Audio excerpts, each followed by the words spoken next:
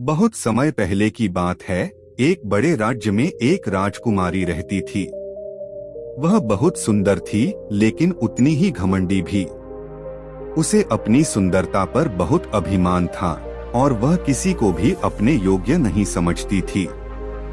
जब उसका विवाह तय करने का समय आया, तो राजा ने सभी योग्य राजकुमारों को बुलाया। एक एक करके वे राजकुमारी के सामने आए, लेकिन उसने हर किसी में कोई न कोई कमी निकालकर उनका मजाक उड़ाया। किसी को बहुत दुबला कहती, किसी को बहुत मोटा, किसी को गरीब कहती, तो किसी की वेशभूषा पर हंसती। एक दिन एक साधारण सा लेकिन बुद्धिमान राजकुमार भी वहां आया। वह विनम्र और गुणवान था, पर राजकुमारी ने उसका भी मजाक उड़ाया और उसे भिखारी राजा कहकर हंसी उड़ाई।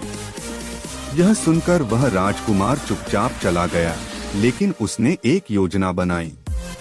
कुछ दिनों बाद राजा ने राजकुमारी को सबक सिखाने के लिए उसे एक साधारण किसान से विवाह करने का आदेश दिया।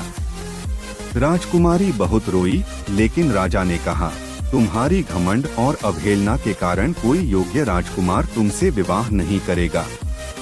अब तुम्हें अपने घमंड का फल भुगतना होगा। राजकुमारी उस किसान के साथ एक छोटे से झोपड़े में रहने लगी। वहां उसे कोई शाही सुख सुविधा नहीं मिली। उसे खुद रोटी बनानी पड़ती, पानी भरना पड़ता और खेतों में काम करना पड़ता। पहले तो वह बहुत परेशान हुई, लेकिन धीरे धीरे उसने सीख लिया कि असली जीवन क्या होता है।